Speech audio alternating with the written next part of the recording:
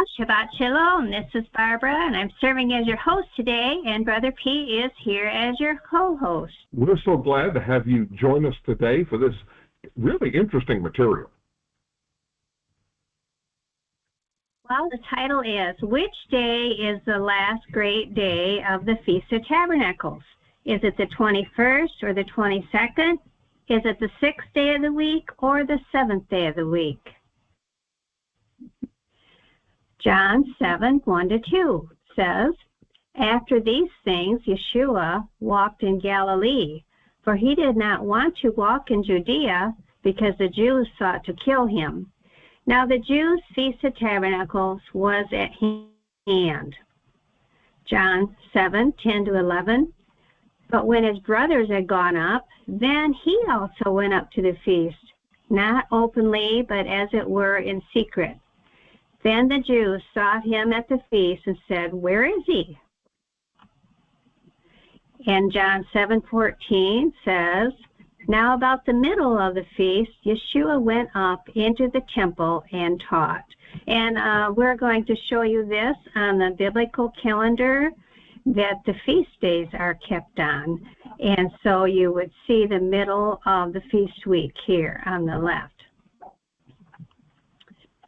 So the last great day. John 7:37-38. On the last day, that great day of the feast, Yeshua stood and cried out, saying, If anyone thirst, let him come to me and drink. He who believes in me, as the Scripture has said, out of his heart will flow rivers of living water.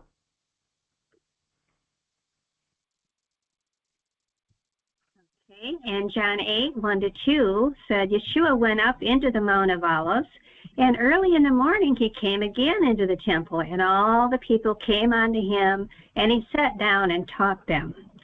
So the great day of the feast would be a preparation day. It would be the 6th day of the week, and the next day would be the 7th day Sabbath.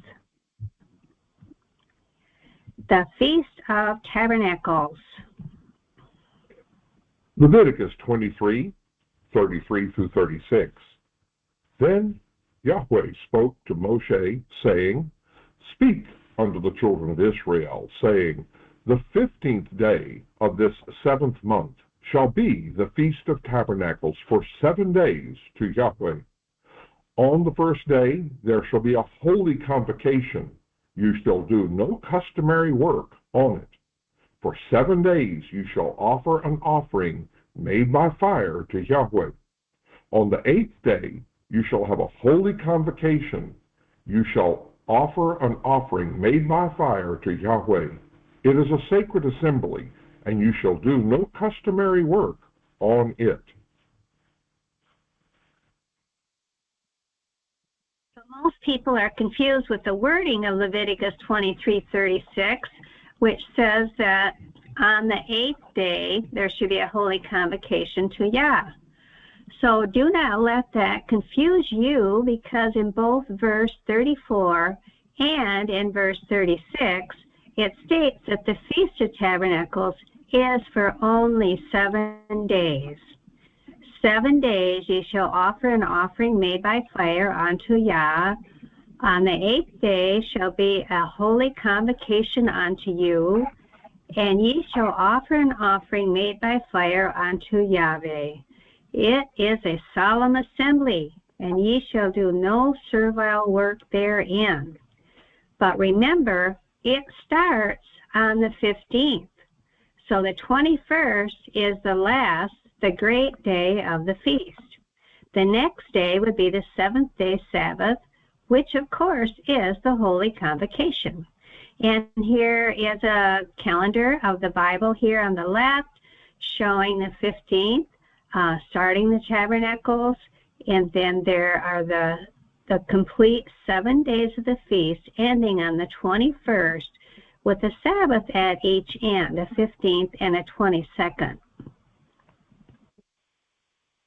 This is also confirmed by verse 39, Leviticus 23:39.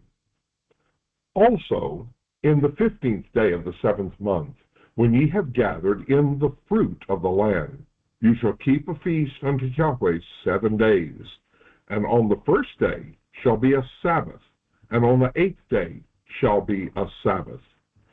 Note carefully here that it is no coincidence, but a special feature identifying Yahweh's lunar solar calendar. For this reoccurrence every year is impossible in a solar calendar.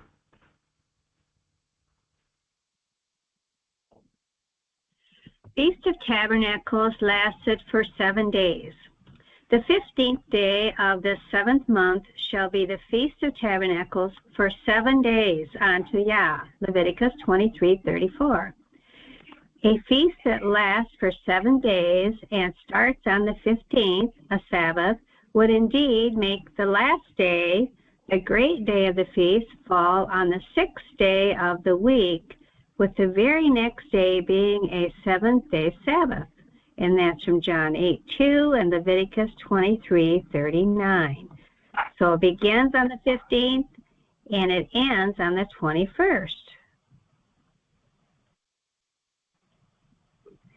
Here is a graph showing the Feast of Tabernacles on a lunar calendar, and it shows day 1 on the 15th, and then you have your 6 working days, and the 6th day would be the last great day of the feast. The last day of the feast is the 21st of Tishri, or the 7th day of the feast itself, not the 8th. Okay, so here are some examples from Scripture.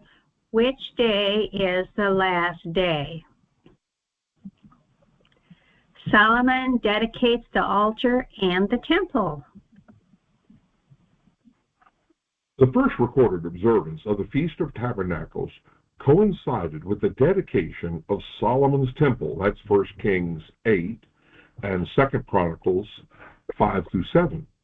Because of the festival, all the men of Israel had assembled at Jerusalem. The celebration lasted 2 weeks, 7 days for the dedication of the altar, followed by the 7-day Feast of Tabernacles. That's 1 Kings 8 and verse 65. The additional Holy Convocation, the 8th day of Tabernacles, also was observed. And on the 23rd of the month, King Solomon dismissed the Israelites to go to their homes. And that's 2 Chronicles 7:10. 2 Chronicles 7:8-9. Also at the same time, Solomon kept the feast 7 days, and all Israel with him, a very great congregation, from the entering in of Hamath unto the river of Egypt. And in the 8th day they made a solemn assembly, and they kept the dedication of the altar 7 days, and the feast 7 days. At that time Solomon held a feast, and all Israel with him, a great assembly, from the entrance of Hamath to the brook of Egypt, before Yahweh our Elohim, 7 days, and 7 more days, 14 days. In Chronicles 7 says he sent them away on the 23rd. So 2 Chronicles 7:10 says, on the 23rd day of the 7th month, he sent the people away to their tents, joyful and glad of heart, for the good that Yah had done for David and for Solomon and for his people Israel. So here's your feast, beginning there, feast ended there, Holy Convocation at the end, but the last day of the feast is 21, Sabbath is 22, and he sent them away on the first day of the week, which is a work day, and that is the 23rd. Okay, here's something about Zerubbabel. The festival is not mentioned again in the Old Testament history until the time of Zerubbabel. After the Jewish exiles returned to Judah from Babylon, one of the first things they did was celebrate the Feast of Tabernacles, given in Ezra 3 and verse 4.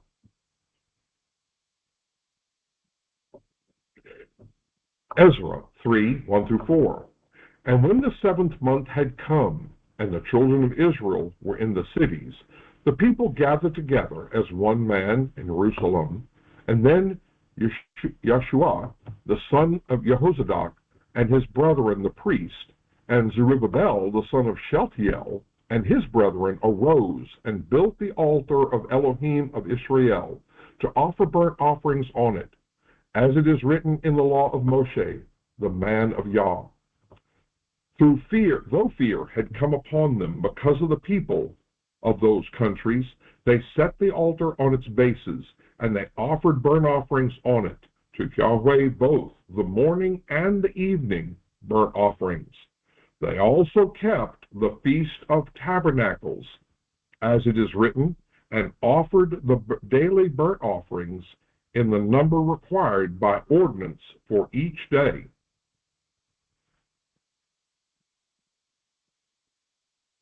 Okay, at the time of Haggai, 16 years later, Yah used the prophet Haggai to encourage the people to rebuild the temple.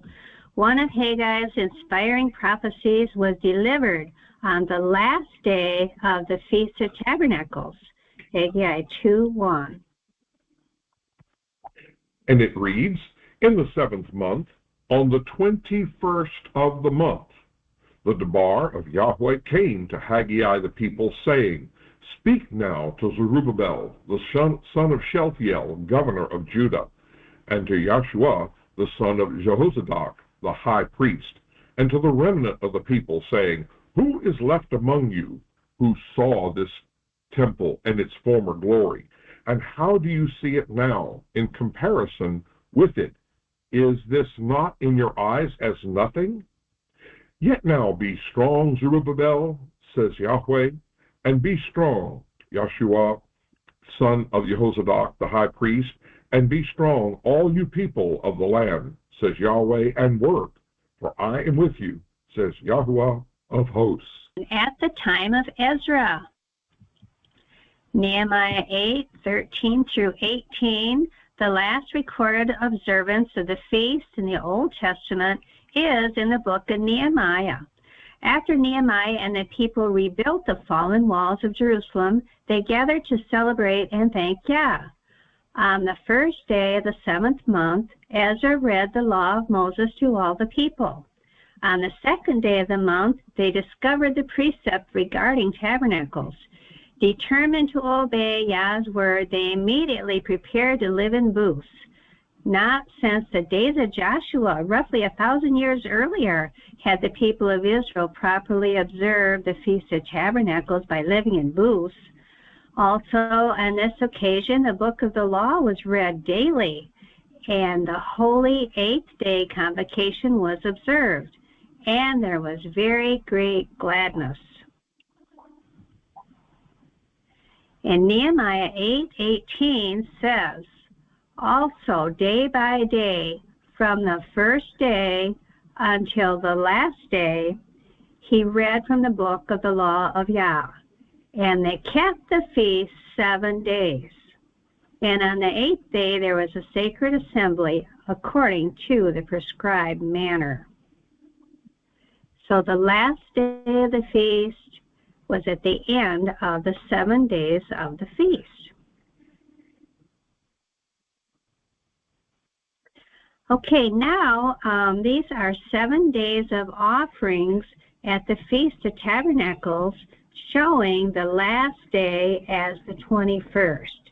And these offerings are listed in numbers. First, I just want to explain the regular weekly Sabbath offerings. On the Sabbath day, 2 lambs in their first year without blemish and 2/10 of an ephah of fine flour as a grain offering would be mixed with oil and its drink offering. And this is the burnt offering for every Sabbath. So every Sabbath, there were to be 2 lambs. Plus, it should be noted that the number of sacrifices is cumulative. So thus, on Sabbath, both the daily sacrifice of the 2 lambs and the Sabbath sacrifice of 2 lambs were offered. So that would make 4 on a Sabbath day. But now we are going to read the sacrifices that were given on each day of the feast. And Brother Pete, I will ask you to read all these offerings as we go along. Okay. The listener should pay attention to the differences that change. First one was on verse 12. That's Numbers 29, verse 12. On the 15th day, that is the first day of the feast, of the 7th month, you shall have a holy convocation. You shall do no customary work, and you shall keep a feast to Yahweh 7 days. You shall present a burnt offering, an offering made by fire, as a sweet aroma to Yahweh. 13 young bulls, 2 rams, 14 lambs in their first year. They shall be without blemish. On the 2nd day, present 12 young bulls, 2 rams, 14 lambs in their first year without blemish, and their grain offerings and their drink offerings for the bulls, for the rams, for the lambs, by their number according to the ordinance. Also 1 kid of the goat as a sin offering, besides the regular burnt offering, with its grain offerings and their drink offerings.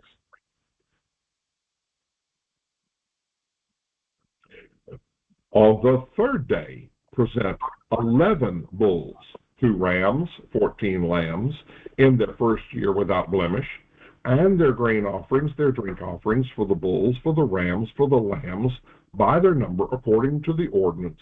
Also 1 goat as a sin offering, besides the regular burnt offering, its grain offering, and its drink offering. On the 4th day, present 10 bulls, 2 rams, 14 lambs, in their first year without blemish, and their grain offerings and their drink offerings for the bulls, for the rams, and for the lambs, by their number, according to the ordinance, and also 1 kid of the goats as a sin offering, besides the regular burnt offering, its grain offerings, and its drink offering.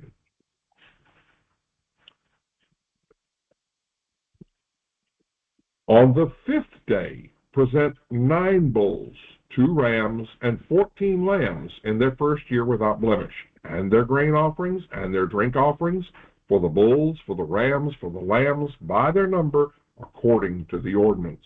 Also 1 goat as a sin offering, besides the regular burnt offering, its grain offering, and its drink offering.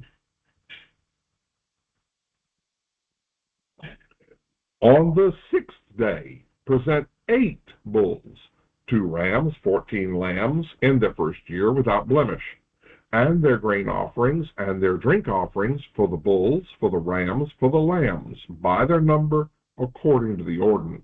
Also 1 goat as a sin offering, besides the regular burnt offering, its grain offerings, and its drink offering.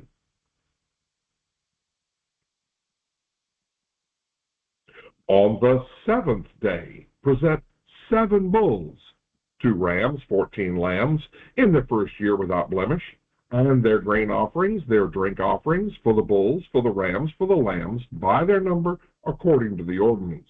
Also 1 goat as a sin offering, besides the regular burnt offering, its grain offering, and its drink offering.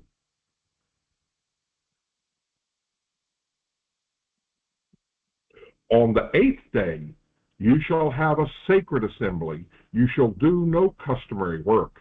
You shall present a burnt offering, an offering made by fire, as a sweet aroma to Yahweh. 1 bull, 1 ram, 7 lambs, in their first year without blemish, and their grain offerings and their drink offerings for the bulls, for the rams, for the lambs, by their number, according to the ordinance. Also 1 goat as a sin offering, besides the regular burnt offering, its grain offering, and its drink offering.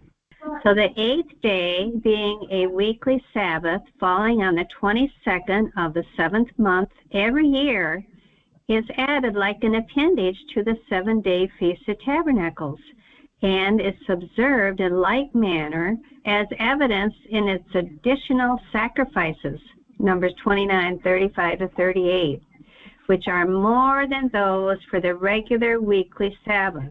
That last Sabbath, as you noted, had more offerings on it than a regular weekly Sabbath. Okay, this is our last part. Both of the spring and fall festivals always begin on the 7th-day Sabbath and on the 6th day of the week. So there's no variation when they begin or end.